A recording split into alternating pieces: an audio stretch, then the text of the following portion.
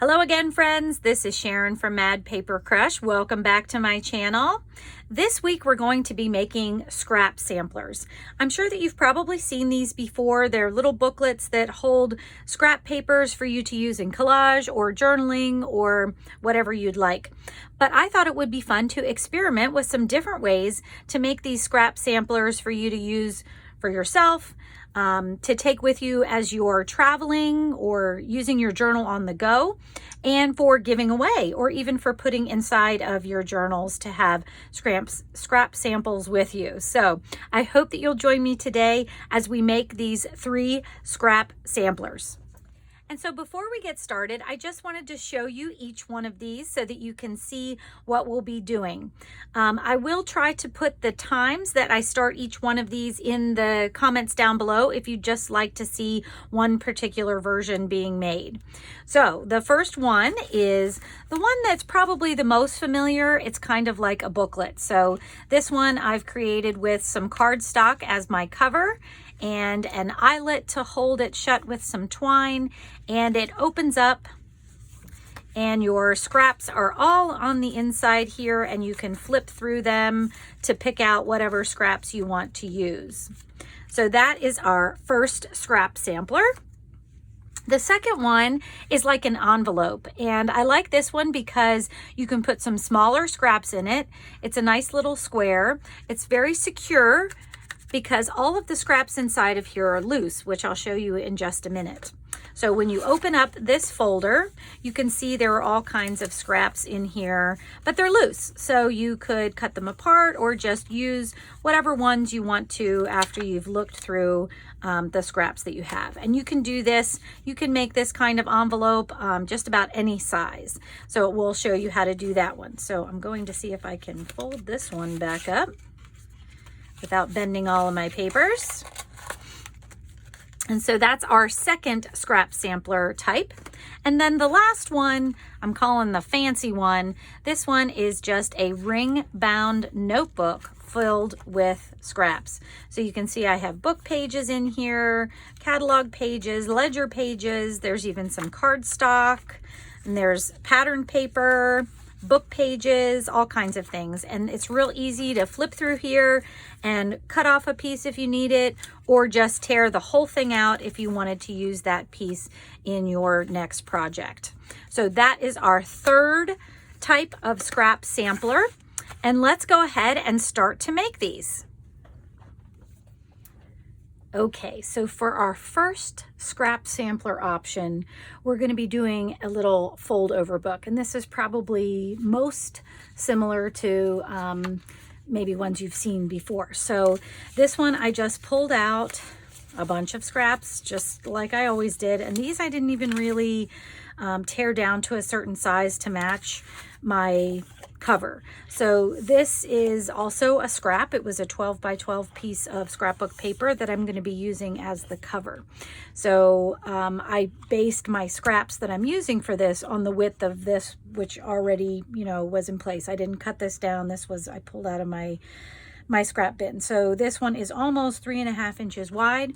So all of the scraps that I'm going to be using in this sampler, I wanted to be, a little bit less than that. So that's what I've pulled out here. So that's the basics of it. And then some of the tools I'll be using for this one is probably my ruler, definitely some glue. I'm going to be using my sewing machine for this one, but I'll definitely give you some options of something else you could do for this one. And I'll also be using my crocodile with some twine, and I'm probably going to put an eyelet in there to hold the cover closed as well. So those are all the things that we'll be needing for this one. So let's go ahead and get started. Okay, so since this one I'm going to do as a fold over type of scrap sampler, I'm just going to go through all of my pieces. You can see this one's already folded. I must have folded it and torn it off, but I love the clefs here and the music that I could use for something. But basically what I'm going to do is any piece that is a full piece like this, I will fold over. So I'm just going to either fold them in half or I'm going to fold them with a little bit of a border, so not quite in half. So I'm going to just go through and do that for all of these, pretty random, and then we will measure how much we need to fold over for our cover.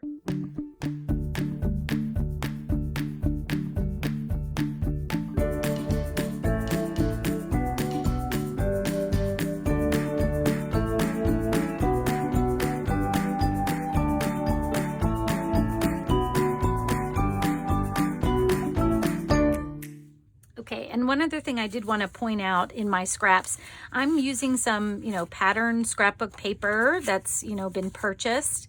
I'm using some book pages of books that I've used for other projects, and, offcuts and off tears from those book pages. So this is a dictionary, and I have a botanical book that I'm using here. I have an old, it's a reproduction of an old catalog that I've done some coffee dyeing on, just some regular coffee dyeing paper, some coffee dyed lined paper, some ledger paper, so, and all different sizes too. So up to the 3.5 or close to the 3.5 width is what I'm doing. And then I have, everything down to, these are pretty small. This is a little bit less than an inch, these are. So all of these I'm going to include in this booklet. So then what I'm going to do is I'm going to put them together the way that I'd like to see them. So I'm probably going to try to vary, patterns and plain papers and book pages and stuff all, within here.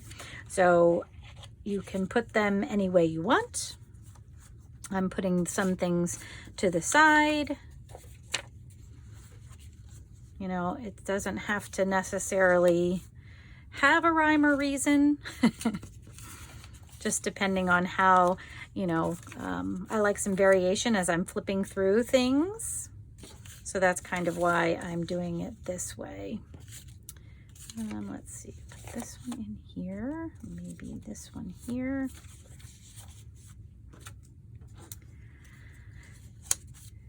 This one here and this one here. Okay, so here is my little folded booklet.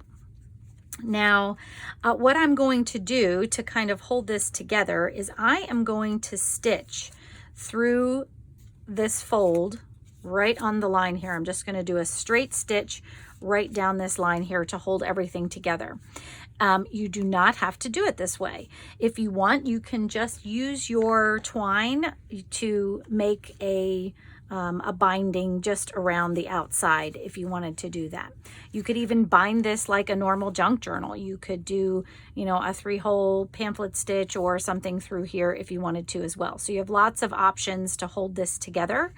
But what I'm going to do is I'm going to sew it down the middle there. Whoa! So that I can put it in my little booklet. So I'm going to go sew that, and I will be right back to show you what that looks like. Okay, and here you have it.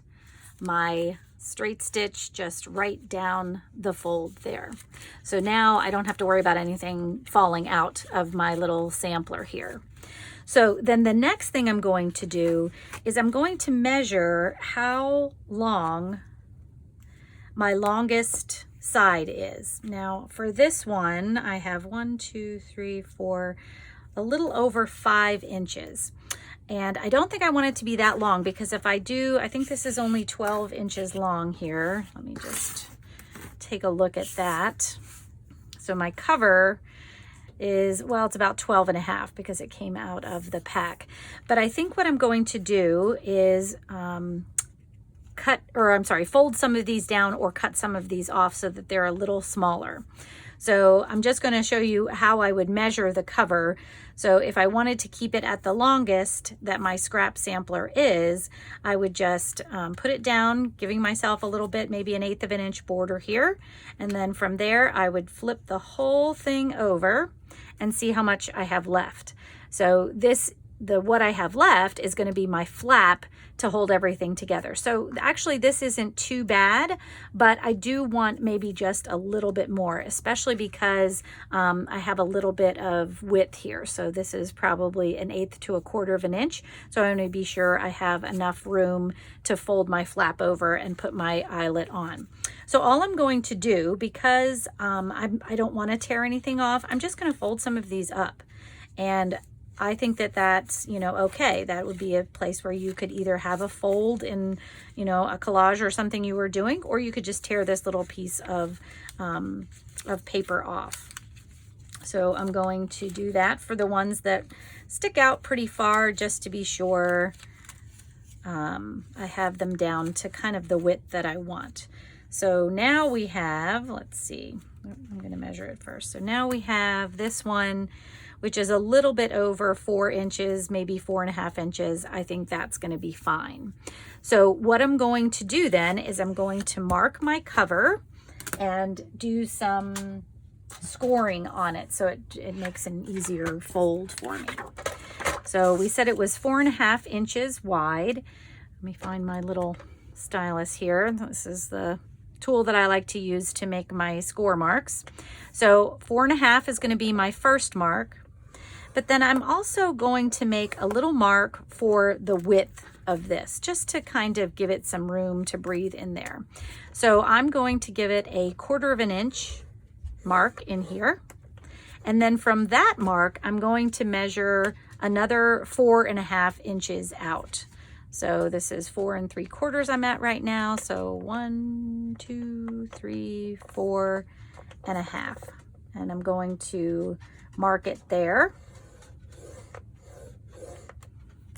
And then I'm also going to mark another 1/4 of an inch, or yeah, 1/4 of an inch, to give myself the width on both sides of my cover. So let me kind of fold it up and I'll show you what this looks like. Okay, so now you can see we have our cover with our 2 1/4 of an inch sides here. So when I put my scrap sampler in here, you can see that it makes a nice little folio for the scrap sampler. So that's exactly what I wanted. So now to do the inside, we are going to create sort of a little bit of a binding, and I'm going to show you how we're going to do that. But before we do that, and so I don't forget, I'm just going to round the corners of my the cover. You certainly don't need to do this. I just like the way it looks. So I'm just going to round them up a little bit so that when we put everything together, it has a nice rounded look there. Okay, so now what we're going to do is we're going to take another piece of scrap paper. Let me grab my scrap bin here. And what I'm going to do is I'm going to find a piece of, it can be any kind of paper. It can be book page paper. It could be, you know, it could be tea-dyed paper. It could be anything. But I think what I'm going to do is I'm going to use this piece of paper. And what I want to do is I want to cut, or in my case, I'm going to tear a piece of paper that is the height of my booklet. So we said this was 3.5, a little bit less than 3.5, and about 1 inch wide. So I'm going to put this over here and cut this down to, it doesn't have to be exact. I may do a little bit over 1 inch just to give myself a little bit of leeway. And then, like I said, we were going to cut it down to 3.5 inches wide, a little bit less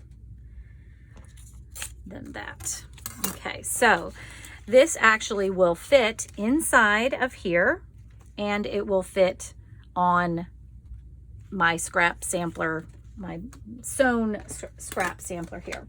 Now, if you're making this with just the twine and you're not sewing it, you can just put this in and then, you know, put this around and tie it on the outside, and that'll hold it together. But because I want this to be secure, I'm going to use this kind of as a little spine here. So what I'm going to do is I'm just going to fold it over almost in half. I'm not doing a big crease because I want this to go around my scrap sampler like this, okay? So what I'm going to do is I'm going to use my glue and glue it up, and then we will, and I think I put the glue too far, of course.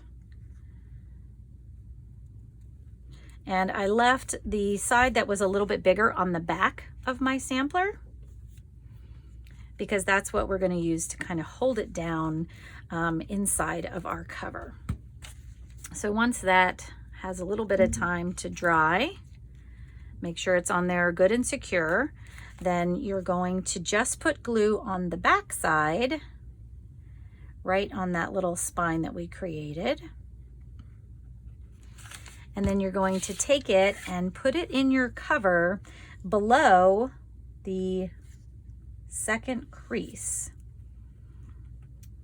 So let's see if you can see that. So you can see I have my 4.5 inches, I have my 1/4 inch crease, and then I am actually gluing the sampler down below that second crease we made. So it'll be in there just like that. So I'm going to give this a second to dry. Okay, once you have your scrap pack inside there, we're going to finish off the cover. You could also do this before you finish off the cover, so whichever way is easiest. All I'm going to do is I'm going to take a pencil and just eyeball the middle of my flap part. So the part of the flap that I want on top here, I'm just going to eyeball the middle of that, and about an inch in or so, maybe a little less, maybe like 3/4 of an inch in, I'm going to make a little dot because that's where I'm going to put my eyelet or my grommet. Okay, so I'm using, this one is the 3/16 size, so it's the bigger size. So first I'm going to punch the hole here. And then I'm going to put my eyelet through the top. And these have little washers that go on the bottom to kind of, I don't know, keep the eyelet a little smoother. These are more like grommets. And I think I have the wrong one here, so I have to change my settings. I think I was using the small one. Oops, that's not it. This is the big one. Okay. And so I have my crocodile set with the piercer here, with the right size that goes through the hole. And then, so this part, the protrudy part here, goes through the hole, and this side goes on the back side where the washer is, that's going to be crimped down. So I'm going to kind of do it upside down because it's easier for me to put that little piece through my grommet that way. And then once I get it lined up, I'm just going to press slowly, gently, and then just kind of wiggle it around to make sure I've got it nice and flat. So you can see here, that's how these washers work. It just kind of helps when it folds over that things don't pierce back through the front or anything like that. So I have my grommet on there just like that. And then I'm going to take my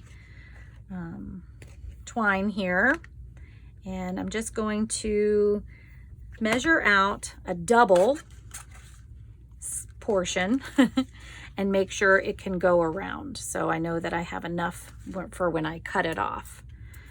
Okay, so once I've cut it off, then I'm just going to feed my twine through the eyelet, pull this tight, and then I can take this and I can tie this up nicely so that it holds together for me. Let's put a little bow in here. And then you could cut down these ends if you want to. So this one's really long.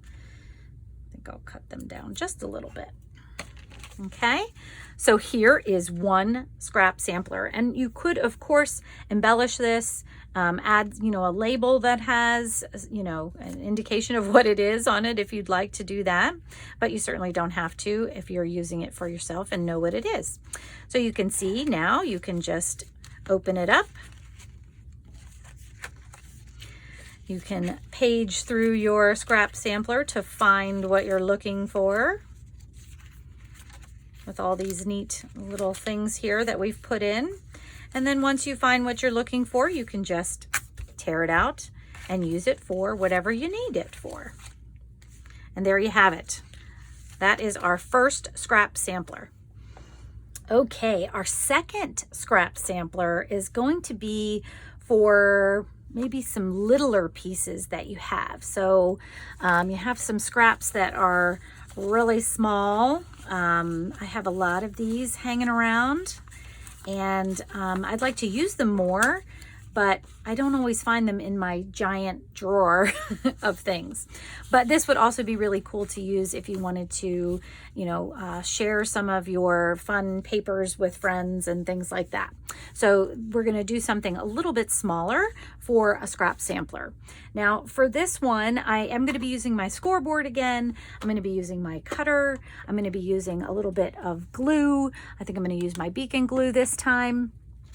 And our cover is going to be cardstock. Now I am using a brand new sheet. I'm not using scraps because I don't have what I need in my scraps. So if you have what you need in your scraps, definitely use those. But this one, I don't have what I need. So I'm going to cut 2 strips of paper that are 4 inches wide by 8 inches tall. So first I'm going to cut it down to my 8 inches. And hopefully my blade won't give me trouble. Seems like it's getting ready to go. So I want to be careful with that. And then I'm going to cut 2 4-inch pieces from this 8-inch strip that I have. And these cuts for this one does need to be a little bit more exact. So you need to be careful that you try to get it as close to the same size as possible. And the reason I say that is because we're going to be using these interlocked to make our cover. So now we're going to score them next so that we can fold it over and get it ready. But I wanted to tell you, I'm doing a 4 by 8 one. So my finished scrap sampler is going to be a 4 by 4 square. So you can do this any size you want. If you wanted something smaller or something bigger, you just need to have a length and a width that is doubled. So whatever your width is, you want a length that is doubled. So if you were going to do, you wanted a 5-inch square at the end, you would cut 2 pieces of 5 by 10-inch pieces to make your cover. And same with smaller. So if you wanted, you know, a 2-inch square just to put a couple of pieces of scrap in, or maybe even some of your labels or something like that, you would do a 2-inch wide by 4-inch long piece to do a cover that was a 2-inch square final piece. So I just wanted to let you know in case you wanted to do something a little bit different. So now what we're going to do is we're going to make our score marks. And what we want to do is we want to mark our 4 inches in the middle. So we want to have 4 inches in the middle, and then whatever's left over is going to be our flaps. So what I'm going to do, because I did 4 by 8, and if I put, so in the middle is 4 inches, and if I go 2 inches out on this side and 2 inches out on this side, I have my 4-inch center piece that we're talking about. So I'm going to make score marks at 2 inches and 6 inches on both of these pieces. And you would do this the same way for any size. So you would find your middle, and then you would divide the width of your pieces in half to get your marks on either side of that middle mark. Okay, so we're not going to mark the middle, but we are going to mark it at 2 inches. Make a score line there. And then we're going to make another score line at 6 inches. So you can see when I fold this over, I have my 4-inch square in the middle of our fold. I'm going to do the same thing here, but I'm not going to fold this one over yet. So I'm going to do my 2-inch mark. And you could also do this with 2 different pattern papers so that it looks different. That would also be very cool. Or you could even use, you know, the front side of one and the back side of another if you're using double-sided cardstock or something like that too. So I'm not going to fold this one over yet because I want to decide what my top and my bottom are. So because you need to be very sure that you've marked them similarly, I want to be sure I can fold this over. And you can see here, I'm having a little trouble folding this over. So I'm wondering if maybe it would be better to put this one on the bottom. And if you do have a problem folding it over, it's not a big deal because your scrap samplers are going to take up some space anyway. So you may want to give them a little leeway anyway. Okay. So now I can see this one, I may need to just cut this down just a teeny tiny bit. Must have not quite have been exact. So I'm going to just try to take off a very little amount and see if that does better for me. So now when I fold these over, that does a little bit better. And that does.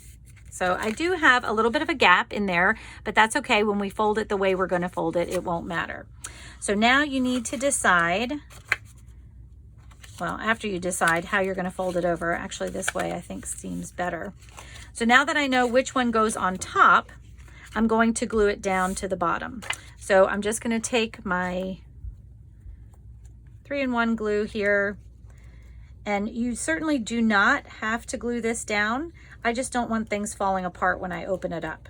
So if you don't, you know, mind that if you're just going to be using it on your own desk, or maybe if you're sending this as happy mail, you don't necessarily need to glue this down if you don't want to, because then the person could use it, you know, as paper that they're using their projects as well. So now I'm just trying to make sure I line up my creases pretty good here. Make sure I didn't get glue on the bottom there. Okay, and so now we have the starters of our little box here. And the other thing that I'm going to do is, once again, I'm going to do something with the corners. So you could have done this before you put it together, but I did not, so I'm going to do it now. So I'm just going to add, actually maybe I'll add this little cloud.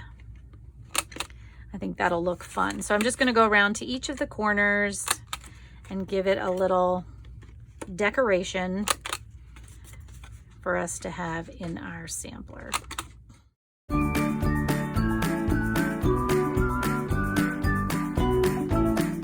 Okay, once you've decorated your edges and you have glued your pieces together, you have your scrap sampler cover. So now I can take my scrap samples and just put them right in here. So there's no, you know, binding or anything besides what the cover is. And like I said, this is for pieces that are smaller, so you need to be sure that your scrap pieces fit inside whatever, you know, you've decided you want your end square to be. So these are all less than 4 by 4 inches, I think. Yep, that one too. So you can put them all in here and they can be ready to use. And I love this idea because then you can just kind of look through a small sample of some scraps there to decide, you know, what you wanted to use in your collage or your journaling or whatever you're doing with this. So this to me is a really good travel scrap sampler, and I will show you how to fold it up now. All we're going to do is we're going to fold it each flap in a circle. So I'm going to start with the bottom and fold that up. I'm going to fold the next side in, so that's over there. I'm going to fold the third side in, and then the last side, we're going to tuck it under the first fold that we did. So I'm just going to gently fold that over, and you can see now we have a nice square envelope here for our scraps. And like I said, this one is nice for travel because nothing's going to fall out of there.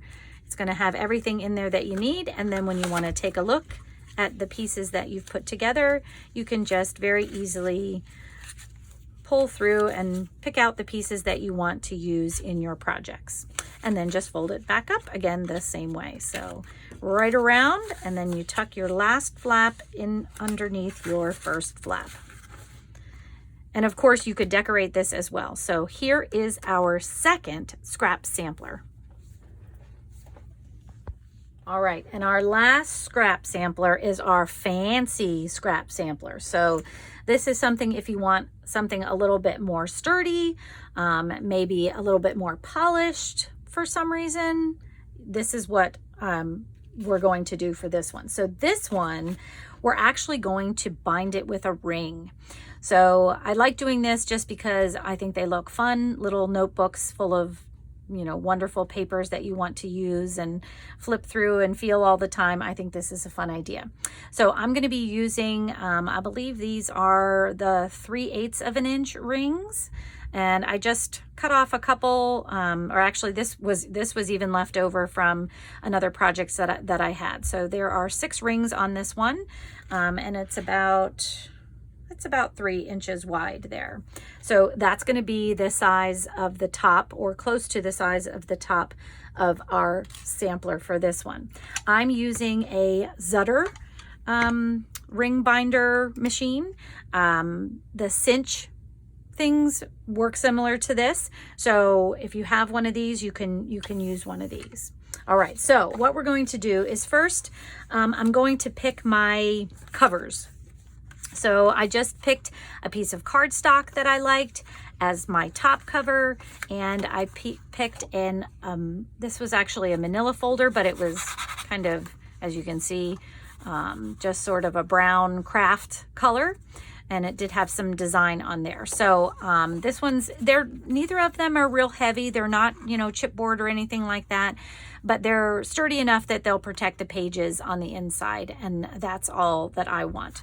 So this was a piece of scrap that I had that was already, you know, cut down, and I like the size of it. So I think this is the size that I'm going to keep as my cover.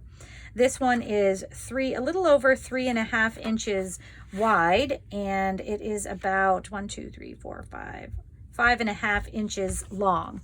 So that's going to be my cover.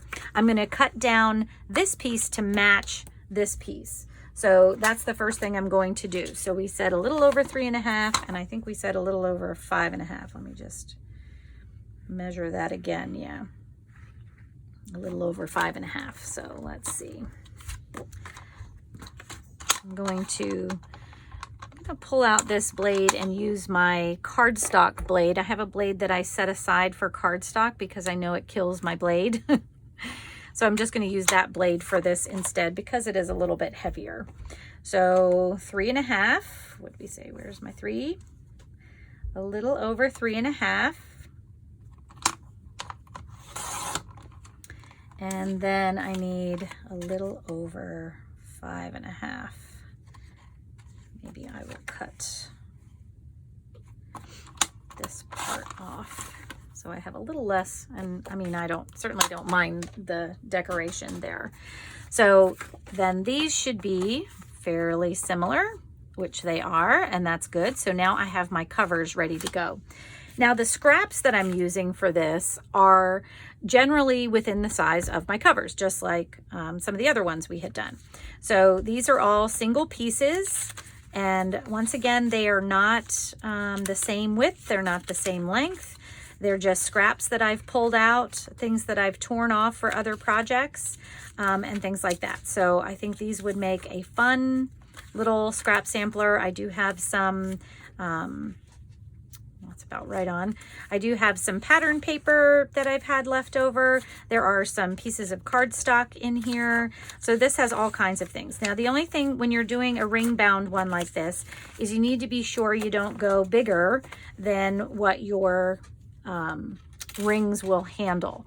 So this one looks like I may have to pull some of them out because this is getting very close to the 3/8 of an inch that are here, I think.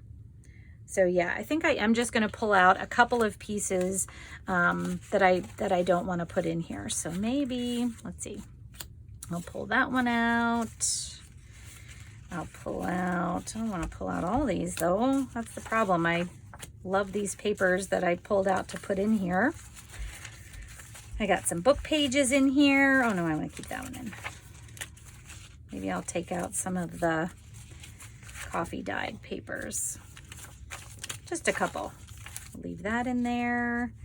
I'm going to leave that in there because I want to show you how that's going to work. And maybe I'll take this one out because I have another piece there. And just some book pages. You know what? There we go. I'll take these out. And now I'm just going to, once again, just make sure I have a size that seems like it's going to work. And once again, they're not the same size, but I'm going to show you how we're going to do this.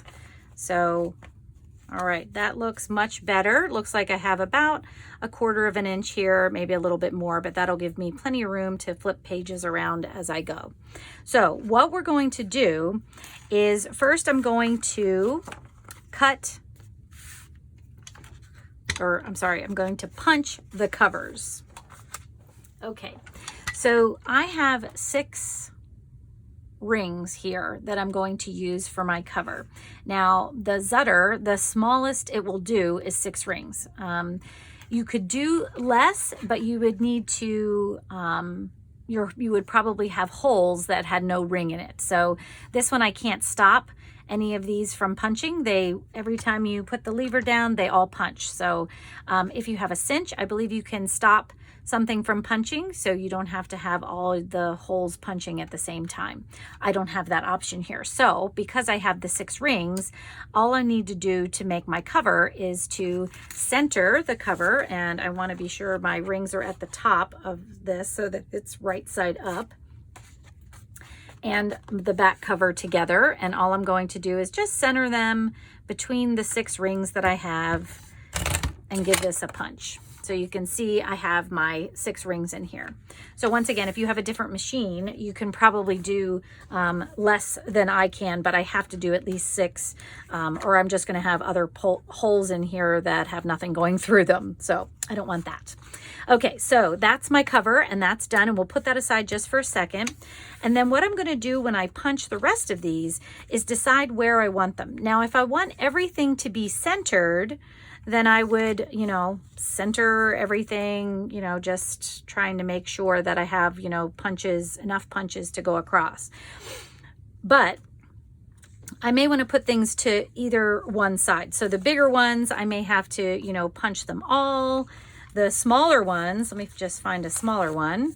I can just, decide, okay, I'm going to do 2 in this because 2 holes will fit. And I'm just going to kind of, actually, I'm going to put them in the middle to make sure that nothing else gets punched, but whoop.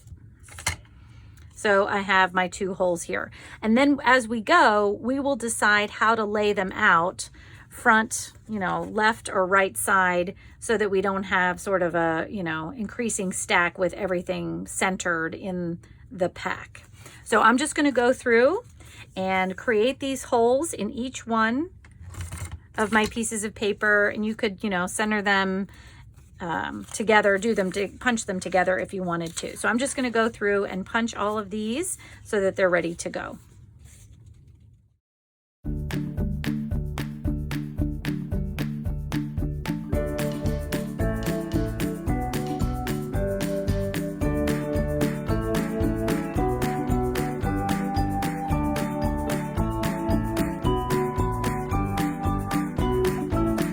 Our next step then is going to be to put all of our papers together in the order that we want them.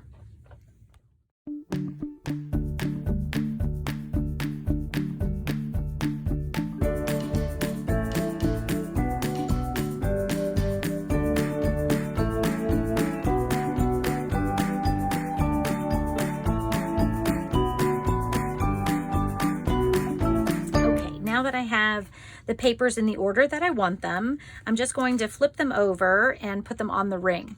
So I want the back pages to go in first. So I'm just going to flip each one of these over and put them in the ring where they are. So whoops, if I can figure out what I'm doing here. And I'm just going to keep going all the way through my stack. And the smaller ones are also just going to go in there, you know, over to the side, perhaps. Okay. So I'm just going to keep going with all of them until I get to the front.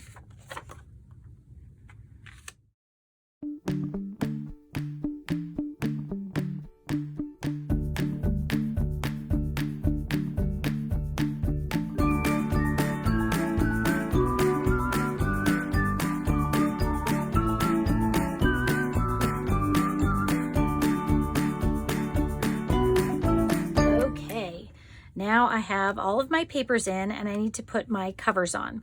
So what I'm going to do is I'm going to take my front and my back cover, and all I'm going to do is I'm going to flip my back cover like it was already on the rings over to the front, so that when I put this on, I'll be able to flip it back over and it'll be in the right position. So my front cover is here, all my papers are behind, and then my back cover is flipped over onto the top there.